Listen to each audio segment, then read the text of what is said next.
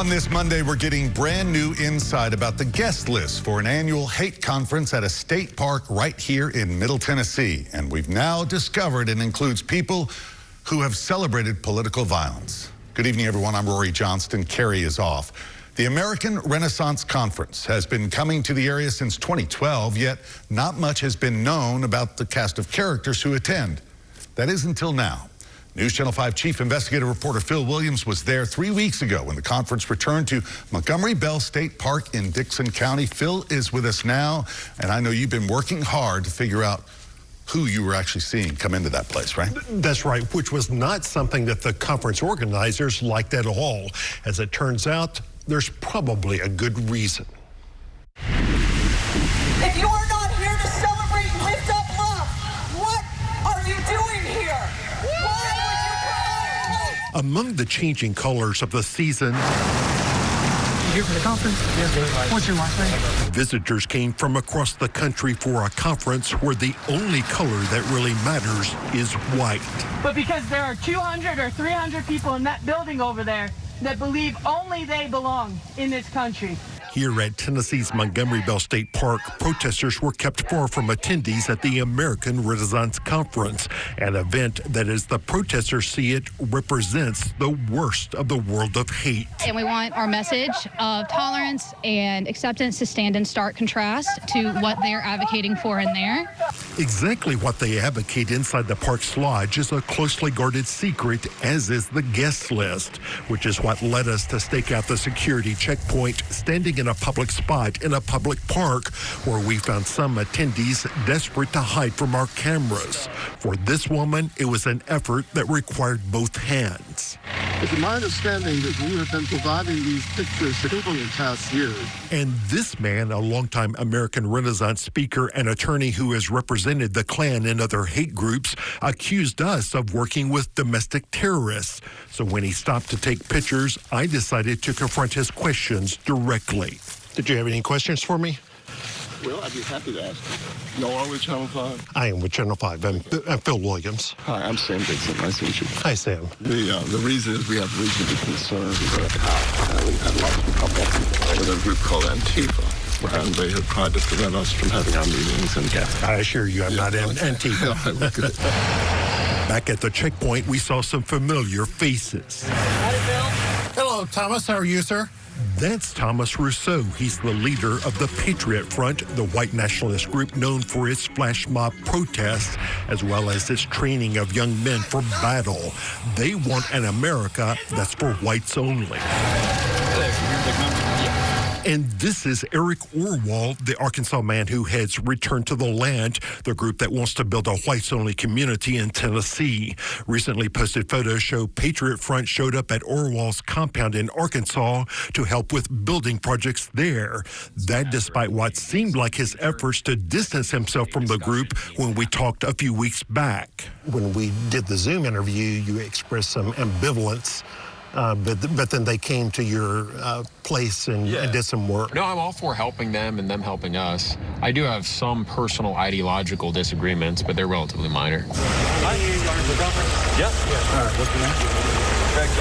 Then there's Greg Johnson, the man in the passenger seat who, as you can see, was none too happy to see our cameras. One of the speakers at the conference, Johnson is author of the White Nationalist Manifesto. After a mass murder committed by neo-Nazi Anders Breivik in 2011, first killing 8 people with a van bomb, followed by the massacre of 69 people at a Norwegian youth camp, Greg Johnson wrote of his, quote, strange new respect for the killer, who he argued was engaged in resistance to genocide. Although Johnson said it would have been better if he had killed the actual leadership of Norway's Labour Party or the leaders of the Norwegian press instead of innocent children. Breivik, he wrote, simply chose the wrong targets for his killing spree. Back at the protest, does it surprise you that you have someone like Greg Johnson who, defends mass shooters? It doesn't surprise me. Like I said, it is the worst of the worst. Then there was Johnson's companion, David Zuddy. He has defended the neo-Nazi who drove into a crowd of protesters in Charlottesville, killing 32-year-old Heather Heyer. The killer was convicted of first-degree murder. Yet David Zuddy tweeted, quote, James Fields is a hero who did nothing wrong. And, quote, Charlottesville made me realize that many liberals aren't fully human, along with the true extent of Jewish media control. He has also defended those who assaulted Capitol Police on January 6th. We also spotted this man from Atlanta. His name is Jared Huggins, and he was once part of a neo-Nazi group called Identity Europa. Huggins was also in Charlottesville, according to hate researchers who uncovered this Facebook post under a different last name where he called the weekend, quote, effing metal, and this Twitter post where he celebrated the Dodge Challenger used in the murder. Then there was a Pennsylvania man who heads a publishing house that reprints Nazi and other far-right books, and this young man from East Tennessee wearing a cap for the National Alliance. His name, we discovered, is Dylan Gaidano. National Alliance is a group originally founded by neo-Nazi William Pierce. Pierce's book, The Turner Diaries, helped inspire Oklahoma City bomber Timothy McVeigh. Social media accounts linked to Gaidano have expressed admiration for violent white supremacists Robert J. Matthews and Fraser Glenn Miller. One Telegram post stated, quote, for me at least, if our goals aren't met in my lifetime, I will pull a page out of Master Sergeant Fraser Glenn Miller's playbook. Fraser Glenn Miller shot and killed 3 members of a Kansas Jewish community in 2014 because he wanted to kill some Jews before he died. Perhaps the best clue about what was happening inside comes from this man we spotted at the checkpoint. Emil Kosman is a Romanian-born pro-Russian podcaster who was invited to the conference to observe. Right over there, they are videotaping us because somehow we are bad dudes. This was Kosman we spotted outside the lodge. He later described the atmosphere inside the conference as one where it was anti-Semitism that really invigorated the crowd. Yeah, the Jews are in control over there. These kind of things. A lot of people cheered. Oh, yeah, like, good job, man, telling us the truth. The podcaster said the National Alliance had a table set up where it was selling its materials, but American Renaissance insisted that the Turner Diaries be kept under the table out of public view. Guys, you know what the reason was? These guys are neo-Nazis. These are Nazis. That was the answer. They are Nazis. That's why we don't do it. It's a Nazi book. Mr. Taylor, hi, Phil Williams. That's a far different story from when I first met American Renaissance founder Jerry Taylor a year ago. How about the neo-Nazis? I don't even know a neo-Nazi. But inside the conference this year, he said, well, that, what was his expression? That promotes violence and terrorism. Do you know that?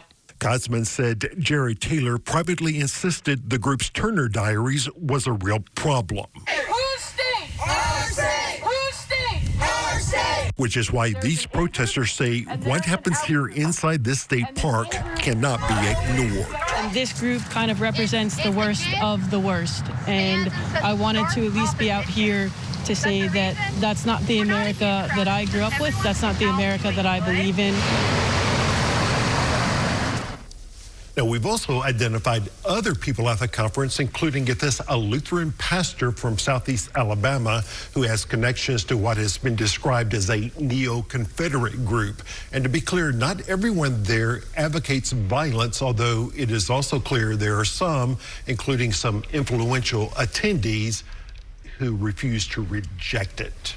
A lot of work put into this, Phil. Appreciate it. At the top of the newscast, we mentioned that this event has been held out at Montgomery Bell, since 2012? Since 2012. They have no plans, apparently, to move locations? Yeah, I think that's the safe bet. In fact, in a write-up after the conference and a blog post, they wrote that American Renaissance is now an institution at the current location, so it seems they're determined to stay. All right, Phil, thank you. And a reminder, if you'd like to see any of Phil's past investigations on hate in our communities, go to newschannel5.com/hate.